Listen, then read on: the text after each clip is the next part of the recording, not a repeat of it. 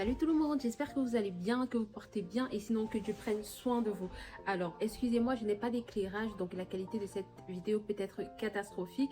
Mais, et également, excusez-moi pour le décor, je ne suis pas à la maison, mais je n'ai que 10 minutes. Déjà, j'ai loupé la semaine dernière pour poster cette vidéo. Donc, si je ne la fais pas maintenant, je pense que je ne pourrai pas la faire parce que je suis tellement occupée. Comme je vous ai dit, je suis sur un nouveau projet qui me prend beaucoup, mais beaucoup de temps. Je n'ai même pas encore pu faire le montage du premier vlog pour vous présenter, mais je sais que ça viendra. Donc si tu tombes pour la première fois sur cette vidéo, bienvenue, je suis Paola et on se retrouve dans l'étape numéro 2 pour créer sa propre entreprise, son propre business durable et rentable. Alors c'est l'étape numéro 2. Donc si tu tombes pour la première fois sur cette vidéo, je t'invite à dérouler, aller voir d'abord l'étape numéro 1, ensuite venir à l'étape numéro 2. C'est une étape, c'est une petite vidéo que je ne ferai pas très longue parce que justement quand les vidéos sont longues, on a tendance à oublier ce qu'on a déjà compris ou ce qu'on a appris. Donc j'essaie vraiment de faire des vidéos miniatures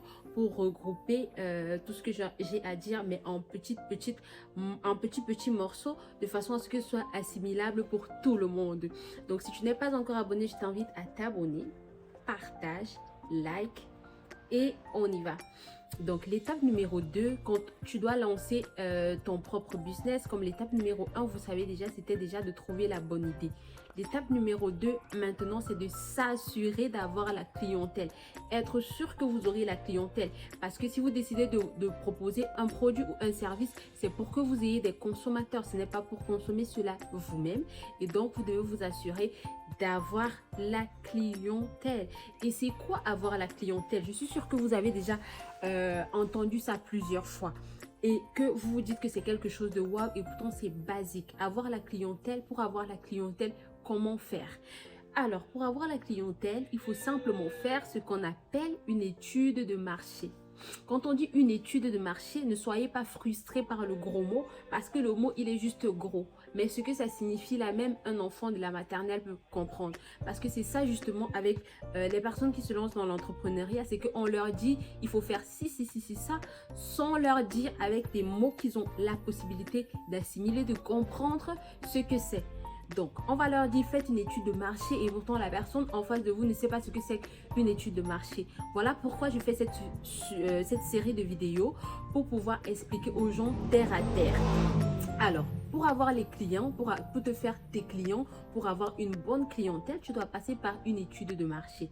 L'étude de marché, c'est quoi? De manière basique, l'étude de marché, c'est un ensemble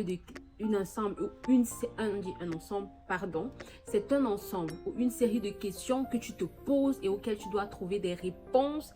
Et ces réponses-là te permettront de mener à bien voilà, ton activité, te permettront de faire certains choix tels que le prix, tels que le budget, tels que les stratégies.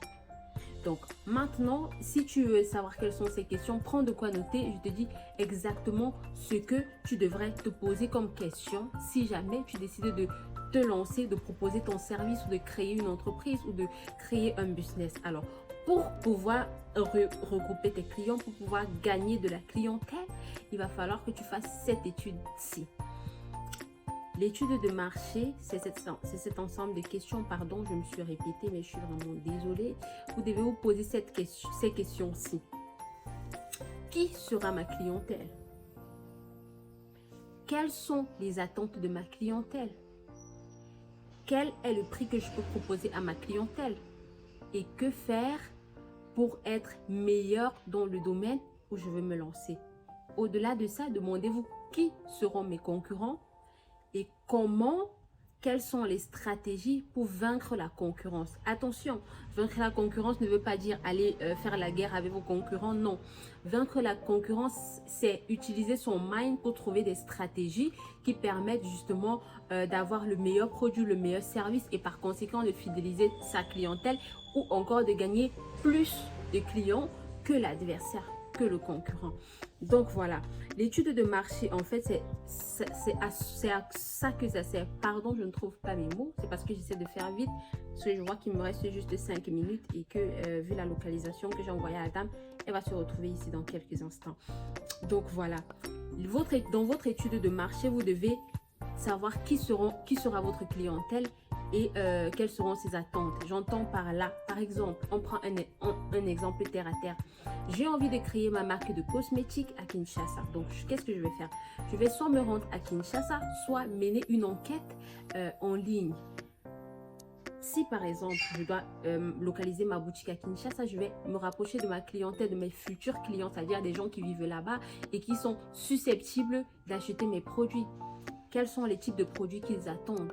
Les produits blanchissants, les produits hydratants. Voilà. Donc, vous vous posez les bonnes questions simplement.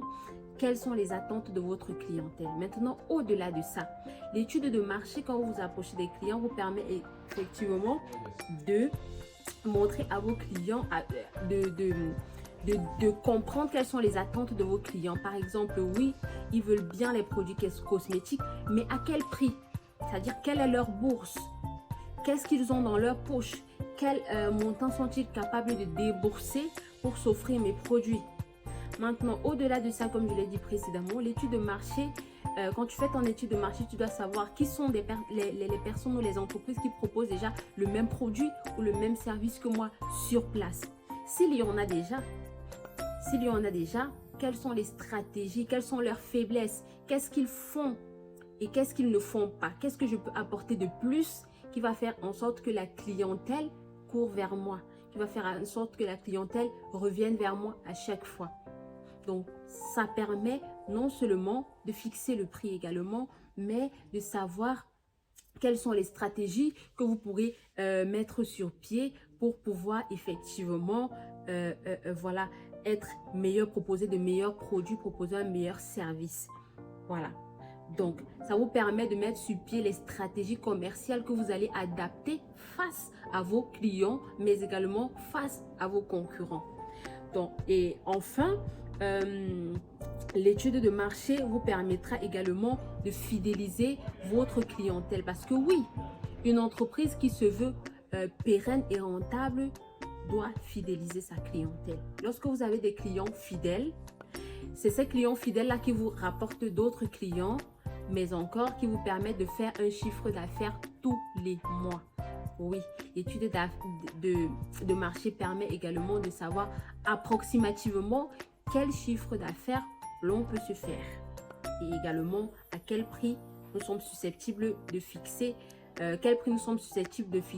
pour notre produit ou nos services. Donc voilà, c'était tout pour l'étape numéro 2 qui est comment trouver sa clientèle, quoi faire pour trouver ses clients, comment s'assurer d'avoir des clients. Donc, j'espère que cette toute petite vidéo vous a plu. J'espère qu'elle fera moins de 10 minutes. On se dit à très bientôt pour une nouvelle vidéo. Et d'ici là, que Dieu prenne soin de vous. Bye!